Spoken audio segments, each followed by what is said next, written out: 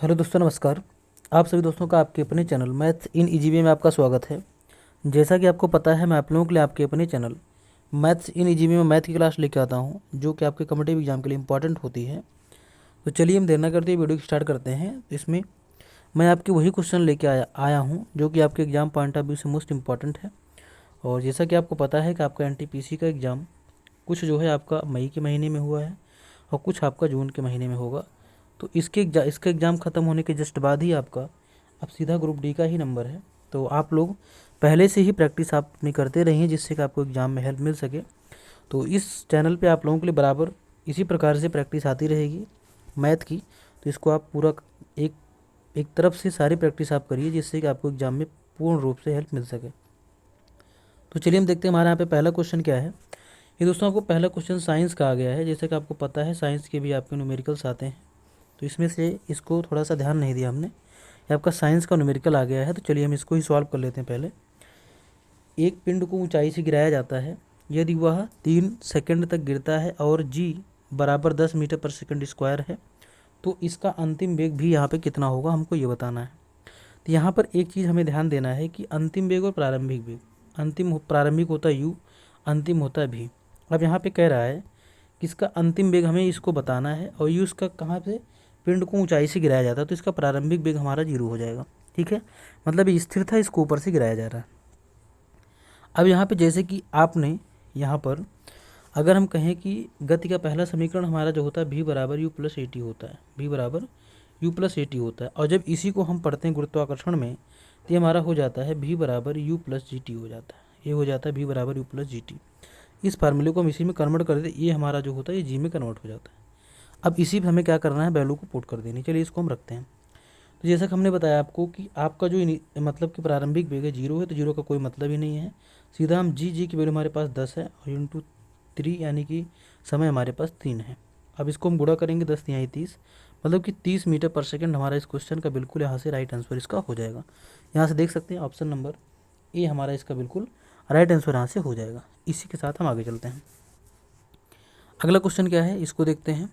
इसमें यहाँ पे कह रहा है सोनिया की शादी 15 वर्ष पहले हुई थी। उसकी वर्तमान आयु उसकी शादी के समय की आयु की 8/5 गुना है। उसकी शादी के समय उसकी बहन उससे 8 वर्ष छोटी थी। उसकी बहन की वर्तमान आयु यहाँ पे कितनी है, ये हमको बतानी है। ठीक है, अब चलिए इसको हम आपको बताते हैं। जैसे सोनिया की शादी 15 वर्ष पहले हुई थी, ठीक है। मान लो उसकी हमने शादी के समय उम्र जो थी उसको हमने मान लिया x। ठीक है, अब कह रहा है शादी 15 वर्ष पहले हुई थी, तो अगर इसमें 15 जोड़ देंगे हम, 15 अगर इसमें जोड़ देंगे तो इसकी आ जाएगी यहाँ पे वर्तमान उम्र। ठीक, अगर हमने मान लिया कि शादी के समय की उम्र इसकी क्या है, मैरिज टाइम यानी कि MT, मैरिज टाइम की हमने x मान लिया।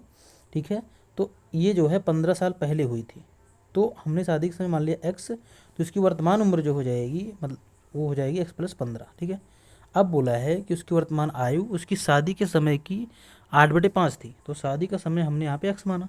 अब x का यहाँ पे 8/5 हो जाएगा, ये इस तरीके से। ठीक है, अब इसी को हम यहाँ पे सॉल्व कर लेते हैं। ये जो 5 है इसके साथ गुणा कर देगा इधर आके, तो 5 का x में होगा 5x हो जाएगा, और 5 का 15 में हो जाएगा 15×5 = 75 हो जाएगा, बराबर में 8 का x में होगा, ये हमारा हो जाएगा 8x। ठीक है, अब इसको थोड़ा सा सॉल्व करेंगे तो यहाँ पे हो जाएगा 5x जाके इधर माइनस करेगा तो 8x, 5x माइनस होगा 3x आ जाएगा, और 3 जो है 15 को भाग करेगा, 3 दूनी 6, 3×5 = 15 हो गया। कितना हो गया, 15।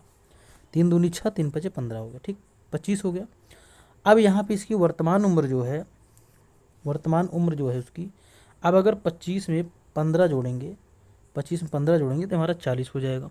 कितना हो गया, 40। ठीक है, अब इसमें कह रहा है कि बहन उससे 8 वर्ष छोटी थी, तो बहन अगर उससे 8 वर्ष छोटी थी तो इस 40 में से 8 अगर हम माइनस करते हैं तो 40 से 8 गया हमारे यहाँ पे कितना हो जाएगा, 32 वर्ष इसका बिल्कुल राइट आंसर यहाँ से हो जाएगा। कितना हो जाएगा, 32 वर्ष। यहाँ देख सकते हैं ऑप्शन नंबर बी इस क्वेश्चन का बिल्कुल राइट आंसर यहाँ से हो जाएगा। इसी के साथ हम आगे चलते हैं। अगला क्वेश्चन क्या है, चलिए इसको देखते हैं। इसमें हमें वैल्यू दिया हुआ है यदि p बराबर 6, q बराबर -3 और p, तो p की क्यूब -3p का square plus 3p plus 3q plus 3q का स्क्वायर प्लस क्यूब की वैल्यू हमें यहाँ पे बतानी है। हमें 2 वैल्यू दी गई है, हमें इतनी की पूरी की वैल्यू हमें यहाँ पे बतानी है। तो इसको कैसे करना है, चलिए इसको हम देखते हैं। यहाँ पे इसको हमें कैसे सॉल्व करना है। तो यहाँ पर हमें पी की वैल्यू 6 दिया है, तो यहाँ पे पी का क्यूब का मतलब हो जाएगा 6 का क्यूब। 6 का क्यूब हो गया, माइनस लगाएंगे, फिर यहाँ पे 3 है और गुणे में पी का स्क्वायर। पी की वैल्यू हमारे पास यहाँ पे कितने 6 दिया है, तो 6 का स्क्वायर हो जाएगा। प्लस में 3p यानी कि 3 गुणे में p, और p की वैल्यू हमारे पास कितना यहाँ पे 6 है, ये हो गया। और प्लस में 3q, 3 गुणे में q, q की वैल्यू हमारे पास यहाँ पे कितना है -3 है, हमने यहाँ पे लिख लिया -3, ये हो गया। और फिर प्लस में 3q square, 3 into Q, Q की वैल्यू हमारे पास यहाँ पे कितना है -3 है, ये हमारा हो गया -3 का स्क्वायर। इसके बाद प्लस में q का क्यूब हो गया, q की वैल्यू -3 है, ये -3 का क्यूब हो गया। अब इसी के साथ चलिए हम इसको आगे सॉल्व करते हैं।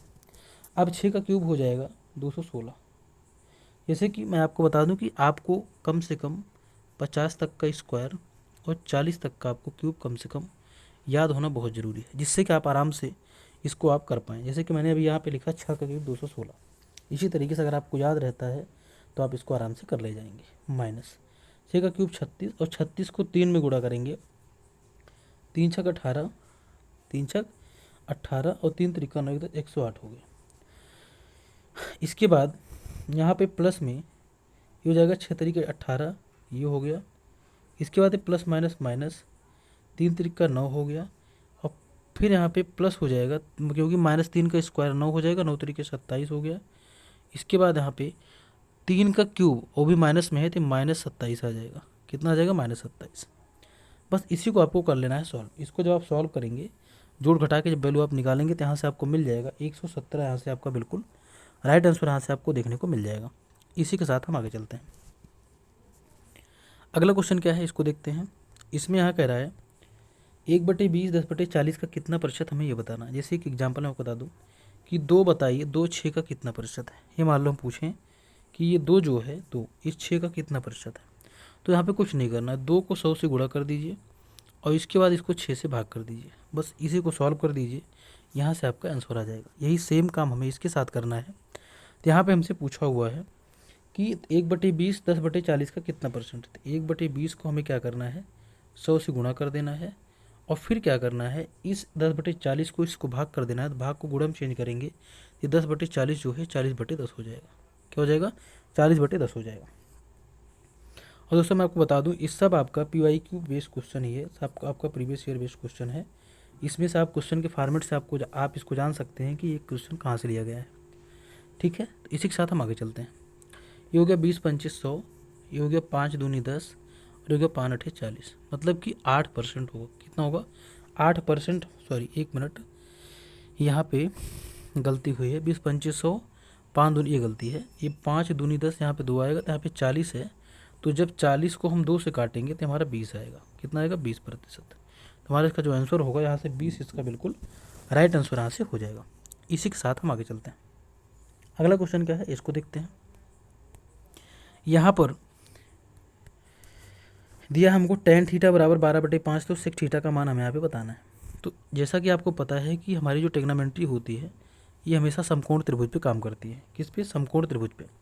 तो tan का होता लंब बटे आधार, तो हमने लंब को 12, आधार को हमने 5 ले लिया, तो 12 5 और 13 का हमारा ट्रिपलेट बनता है। ये आपको ट्रिपलेट याद करना बहुत ज़रूरी है। अगर मान लीजिए ट्रिपलेट आपको नहीं याद है तो आप इसको निकालेंगे कैसे। ये लंब और आधार में पता है, तो कर्ण निकालने के लिए हम क्या करते हैं लंब आधार का वर्ग करके जोड़ के वर्गमूल निकाल देते हैं। 12 का वर्ग और प्लस में 5 का वर्ग, तो 12 का वर्ग हो जाता है 144 और प्लस 5 का वर्ग हो जाता है 25। तो इसको हम जोड़ के लिखते हैं तो ये हमारा आ जाता है 169। 169 का वर्गमूल हमारा कितना आ जाता है 13। तो ये हमारी 13 यहाँ पे वैल्यू यहाँ पे निकल जाती है। अगर आपको ट्रिपलेट याद है तो आप इसको डायरेक्टली यहाँ पे लिख सकते हैं। अब हमसे पूछा क्या है सेक थीटा के, तो सेक का क्या होता है कर्ण बटे आधार, तो यानी कि हाइपोटेनस बटे बेस। तो यहाँ पे हाइपोटेनस 13 है और बेस हमारा 5 है, तो 13/5 हमारा इस क्वेश्चन का बिल्कुल राइट आंसर यहाँ से हो जाएगा। देख सकते हैं ऑप्शन नंबर यहाँ पे डी इसका बिल्कुल राइट आंसर हो जाएगा। इसी के साथ हम आगे चलते हैं। इसमें हमारे पास 3 क्वेश्चन हैं, इसको हम देखते हैं। तो इसमें हम सबसे पहले नीचे वाले क्वेश्चन शुरू करते हैं। तो यहाँ पे कह रहा है समान MRP वाली एक जैसी वस्तुओं पर 6 खरीदें 4 मुफ्त पाएँ जैसी कि स्कीम पर कितने % की छूट यहाँ पे हमें मिलेगी। तो ऐसे में क्या करना है समझिएगा, अगर 6 खरीद रहे हैं 4 मुफ्त मिल रही है, तो ऐसे क्वेश्चन को करने के लिए आपको क्या करना है कि जो मुफ्त मिल रही है उसको लिखो, उसको 100 से गुणा करो, और जो टोटल बन रही है मतलब जो खरीदे हो जो मुफ्त पाए हो उसको नीचे लिख दो, 6 4 10 जोड़ करके। अब इसी को सॉल्व कर दो, 10 दाम 100 और 10 चौके 40, मतलब इसको टोटल यहाँ पे 40% की यहाँ पे छूट देखने को मिल रही है। कितने की? 40% देख सकते हैं। ऑप्शन नंबर डी हमारा इसका बिल्कुल राइट आंसर यहाँ से हो जाएगा। ठीक है, इसी में अगला क्वेश्चन है, इसको देखते हैं।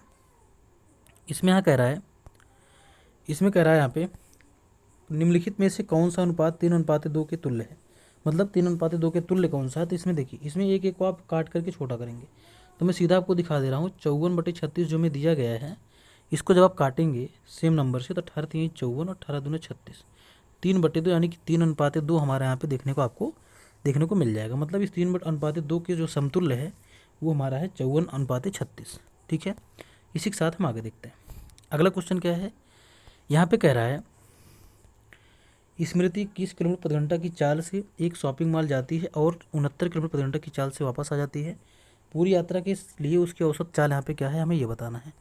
जब कोई मान लीजिए एक ही दूरी को जाता है, मान लीजिए इतनी ही दूरी 21 की चाल से गया और इतनी ही दूरी 69 की चाल से वापस आया।